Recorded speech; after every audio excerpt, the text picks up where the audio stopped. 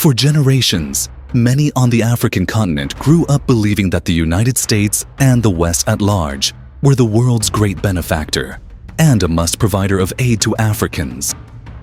USAID funded health, education, infrastructure, and disaster relief has all long been among the major contributors of relief to the continent, torn with conflicts and natural disasters, a thing which a number of Africans had started to have a negative feeling about. Ever since President Donald Trump's return to the White House, a number of African countries and leaders have started to be under mixed reactions. Through a barrage of executive orders, his administration has set a new course on critical issues from climate change to trade relations, immigration, and international alliances.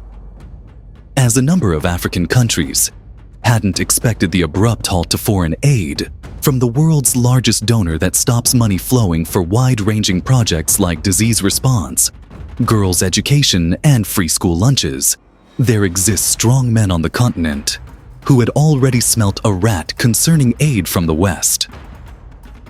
These vibrant men had already realized that the US and the West at large have long mastered the arts of narrative control, of propaganda, historical revisionism, and psychological manipulation. Beneath the veneer of benevolence is a legacy of interventionism, economic coercion and exploitation, beginning with the unending conflicts across the continent, invasions, and the destabilization of nations across Africa. Now, with the freeze of USAID, a foreign aid program that for decades underpinned US and influence and its quid pro quo relationship with developing regions and the aid-dependent regions of the wider global South, face uncertainty, President Ibrahim Traoré and his colleagues in the Alliance of Sahel States had already felt that it's time to find a new journey without the West. President Ibrahim Traoré and his colleagues in Mali and Niger made a painful decision by expelling majorly the US and France, a thing which wasn't easy to deal with. President Ibrahim Traoré and his colleagues argue that the US's relief programs are more about maintaining economic and geopolitical dominance for a nation that has more than 750 military bases in at least 80 countries. President Ibrahim Traoré and his colleagues knew that the loss of funding from the West present immediate cash flow challenges, but their country's long-term vision was one of reducing reliance on aid while strengthening their nation's economic foundation and independence. Certain African leaders have also strongly come out to declare that what President Ibrahim Traoré and his colleagues decided is true. After President Donald Trump's freeze of aid, former Kenyan President Mr. Uhuru Kenyatta dropped a bombshell on the aid from the US and the West at large. "He has no reason to give you anything," Kenyatta said of Trump. "You don't pay taxes in America." Kenyatta's sentiment was echoed by many who argue that foreign aid has for too long stifled true development in the global South, while enabling corruption and inefficiency, and now that building self-sustaining economies must be the way to go. This sentiment is echoed by anti-corruption agencies and activists who argue that aid can prop up corrupt elites more than it benefits ordinary citizens. President Ibrahim Traoré wants to further transform Burkina Faso, which was grappling with economic instability. Expelling the West has allowed this Sahel country of West Africa to navigate all solutions to possible permanent loss of funding for critical programs. A lesson which other African countries can learn from the freeze of aid by President Donald Trump.